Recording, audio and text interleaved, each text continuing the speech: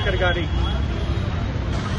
విగ్రహానికి పాలాభిషేకం చేసి ఈ రాష్ట్ర ప్రజలకు కాంగ్రెస్ పార్టీ తరఫున తెలియజేసేది ఏంటంటే ఆనాడే మహానుభావులందరూ కూడా ఆలోచించి నరేంద్ర మోడీ లాంటి నియంత్రణ ప్రధానమంత్రులు అవుతారు, అయితే ఈ రాజ్యాంగాన్ని విచ్ఛిన్నం చేస్తారని, రాజ్యాంగ సవరణ చేయాలంటే కాన్స్టిట్యూషనల్ అమెండ్మెంట్ చేయాలంటే ఖచ్చితంగా 2/3 మెజారిటీ ఉండాలి ఉభయ సభలని అప్పట్లోనే అంబేద్కర్ లాంటి మహానుభావులు ఆలోచించి మెజారిటీతో పని లేదు, మెజారిటీ ఉన్నా కూడా అపోజిషన్ నుంచి కూడా 2/3 మెజారిటీ ఉన్నప్పుడే రాజ్యాంగ సవరణ చేయగలిగేటటువంటి ఆలోచన చేసిన మహానుభావులు అంబేద్కర్ గారికి ఈరోజు నిజంగా కూడా ఘన నివాళులు అర్పిస్తున్నాం.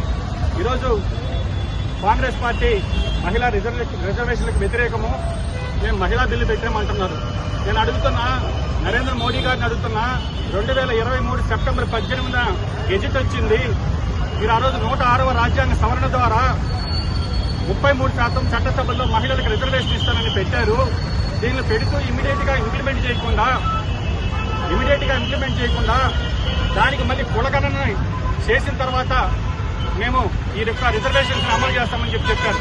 కులగణనలు చేయాల. ఈ రోజు మళ్ళీ మహిళా రిజర్వేషన్ బిల్ అంటూ దాని వెనక డీలిమిటేషన్ బిల్లు తీసుకొచ్చి దాన్ని జత కలిపి పార్లమెంట్ లో ప్రవేశపెట్టి దానికి మహిళా బిల్లుని పేరు పెట్టి ప్రజాస్వామ్యాన్ని అపహాస్యం చేసే విధంగా నరేంద్ర మోడీ గారు నిన్న పార్లమెంట్ లో చేయడం జరిగింది. స్పష్టంగా కాంగ్రెస్ పార్టీ డిమాండ్ చేస్తున్నాం, 2023న మీరు దీనికి 454 మంది ఎంపీలు మద్దతు తెలిపారు. ఒక ఎంఐఎం పార్టీలో ఇద్దరు మినహా. రాజ్యసభలో ఏకగ్రీవంగా ఓటింగే లేకుండా ఈ యొక్క బిల్లుని పాస్ చేసింది కాంగ్రెస్ పార్టీ మద్దతుతో. కాబట్టి ఈరోజు మహిళా రిజర్వేషన్లకు సంబంధించి చిత్తశుద్ధి మీకు లేదు. మహిళల్ని చట్టసభల్లోకి తీసుకురావాలని ఆలోచించిన పార్టీ కాంగ్రెస్ పార్టీ. 33% స్థానిక సంస్థల్లో సర్పంచులు కావచ్చు, ఎంపీటీసీలు, జడ్పీటీసీలు, అదేవిధంగా కౌన్సిలర్లు, కార్పొరేటర్లు, చైర్మన్లు వీటన్నింటిలో కూడా రిజర్వేషన్లు తీసుకొచ్చిన కాంగ్రెస్ పార్టీ కాదా అని అడుగుతున్నాం. కాబట్టి కాంగ్రెస్ పార్టీకి చిత్తశుద్ధి ఉంది. కాంగ్రెస్ పార్టీలో మహిళలు ప్రధానమంత్రులు అయ్యారు, మహిళలు ముఖ్యమంత్రులు అయ్యారు, మహిళలు రాష్ట్రపతులు అయ్యారు. కాబట్టి ఈ రోజు బీజేపీ 21 రాష్ట్రాలు పరిపాలిస్తుంటే మీరు ఎంతమంది మహిళా ముఖ్యమంత్రులు పెట్టున్నారని మేము అడుగుతున్నాం. కాబట్టి నరేంద్ర మోడీ గారు కేవలం రాజకీయ అంశంగా రాబోయే ఎలక్షన్స్ లో లబ్ధి పొందాలని ఈ బిల్లును తీసుకొచ్చి కొత్త పొలిటికల్ డ్రామాకి తెరలేపారు తప్ప మహిళల పట్ల వాళ్ళకి చిత్తశుద్ధి లేదు. ఇకపోతే ఈ రాష్ట్రానికి సంబంధించి బీజేపీ అంటేనే బాబు, జగన్, పవన్ అని మేము ఎప్పుడు చెప్తుంటాం. ఎందుకంటే నిన్న జగన్మోహన్ రెడ్డి గారు ఒక ట్వీట్ చేయడం జరిగింది. అంటే జగన్మోహన్ రెడ్డి గారు ఇక్కడేమో అపోజిషన్ పాత్ర పోషిస్తారు, కేంద్రంలోకి వెళ్లి నరేంద్ర మోడీ గారికి మద్దతు తెలుపుతారు. చంద్రబాబు గారిని అదేవిధంగా జగన్మోహన్ రెడ్డి గారిని సూటిగా కాంగ్రెస్ పార్టీ ప్రశ్నిస్తుంది. మొన్న అమరావతి చట్ట సవరణ బిల్లు పెట్టినప్పుడు అప్పుడు కూడా ప్రత్యేక హోదా గురించి ఒక్క పార్లమెంట్ సభ్యుడు కూడా నోరు జరగలేదు.